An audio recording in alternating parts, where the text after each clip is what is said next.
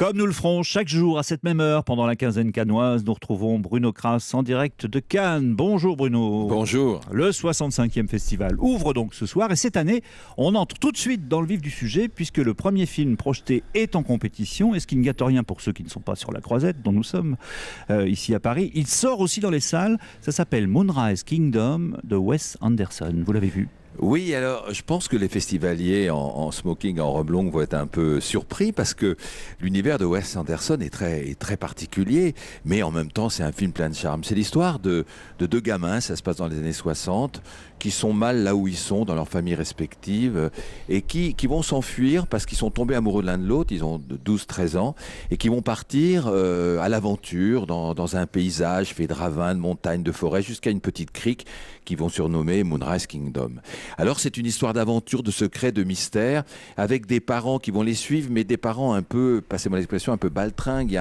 Il y a un flic, un policier qui est joué par Bruce Willis, qui est un peu à côté de la plaque. Il y a Tilda Swinton qui joue une femme de la DAS locale qui est un petit peu méchante. Enfin, c'est des parents qui sont un peu étranges, et tout l'univers de Wes Anderson est étrange. C'est un peu comme ces marins qui construisent un navire dans une petite bouteille. Lui, il est obsessionnel, minutieux, et il recrée un monde avec un disque de Françoise Hardy qui passe au début du film, une toque à la Davy Crockett qui est sur la tête du gamin. Tout est fabriqué et ça donne un univers poétique, fantastique, un peu délirant qui a vraiment beaucoup de charme. Donc les festivals vont être surpris mais sous le charme. Et la suite, Bruno, beaucoup d'autres films sont très attendus. Oui, alors le choc du festival, en tout cas de cette première semaine, ça va être le film de Jacques Audiard, de Rouillé d'os, qui débarque dès demain soir sur la Croisette avec une belle montée des marches, puisqu'il y aura notamment Marion Cotillard et un jeune Belge assez extraordinaire qui s'appelle Matthias Schoenaerts.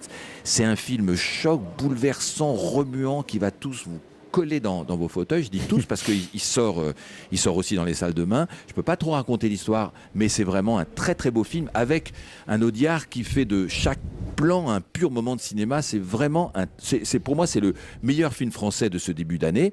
Et puis il va y avoir dans la foulée, vous savez, les piliers habituels de Cannes. Oui, le club quoi. Hein. Le club, le club cannois.